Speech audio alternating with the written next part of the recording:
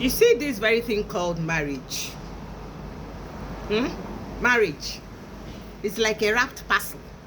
You know, a parcel that is wrapped. So fanciful most times. Because it's wrapped with a very colorful and fanciful wrapping sheet. And then you receive it, you are so happy. Because it's beautiful. Your happiness will be prolonged when the parcel is unwrapped. And then you get to know what is inside that wrapped parcel. You get to know the content. That is when you now know whether you continue to be happy or you will suddenly be disgusted. That is the way marriage is.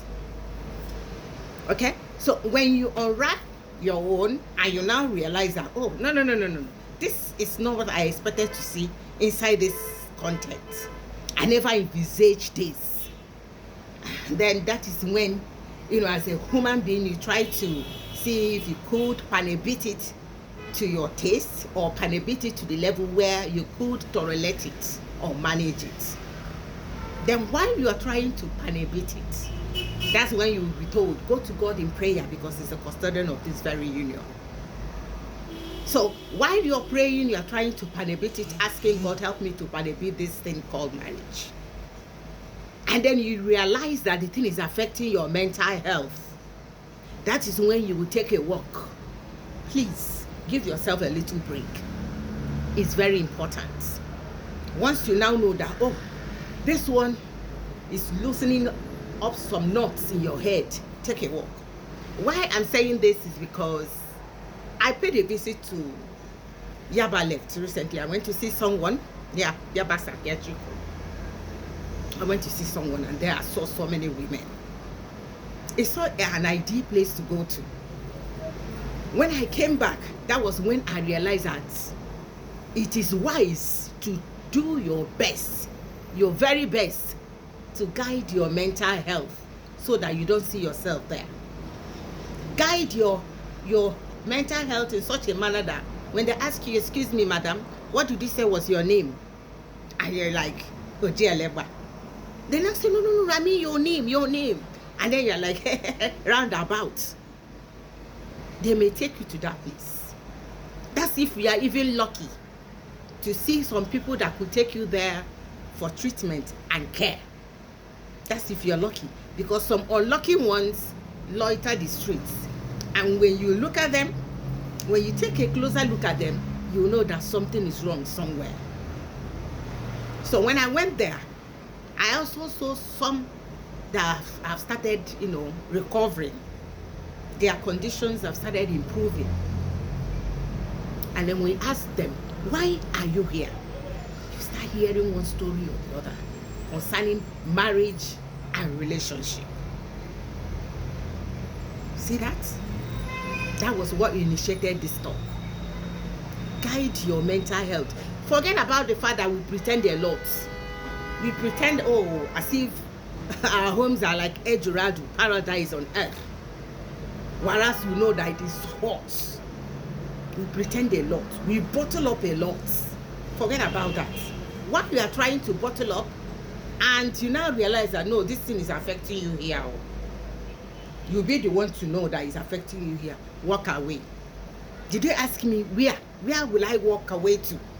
That is why it's good for you to keep your old friends, childhood friends, those friends that you grew up with, those ones that know you too well. Those are the ones that can open up their doors and say, okay, fine, come in. They will welcome you at least for you to rest a little, to catch your breath. Don't give them attitude. You know, I'm married. Marriage is so time consuming. You now find it difficult to pick their calls. You find it difficult to respond their WhatsApp messages because you feel you're married, you've arrived. You think your own is better. Is your own better? What's the difference? Because they too will get married when their own time comes. Don't discard all those your friends. They are the ones that will help you open up their doors or advise you. Why don't you hop into the next available flight? I'll wait for you and I'll take you home to my house where you relax a little. They are the ones that can do that. Your fellow married women may not open their doors immediately for you. If you don't know that one, know it. Those your married friends, They will tell you, oh, I understand. I could feel your pains. But you see, let me ask my husband first. You know, he's the head of the family now. I'll get back to you. And then we are waiting. You are waiting for that your friend to get back to you. You are waiting in a heated home. By the time she could get back to you, you might be consumed. Some of them might not even get back to you in the first place. So see why it is necessary to keep your old friends. Those ones that know you too well when you were growing up. They were with you in primary school, your classmates in secondary school, their childhood friends. Those are the ones that they don't pretend. They welcome you home and they're like, this is where I manage, you know. This is my pot of soup. Does not have enough meat. We can manage. No pretense. That is it. Keep your friends. Okay? They are very, very needful. Yes. So let's go back to why you are trying to prohibit this thing called marriage. And you now realize that if you continue to consume you, it is better for you to be alive and pray coherently. Pray targeted prayer.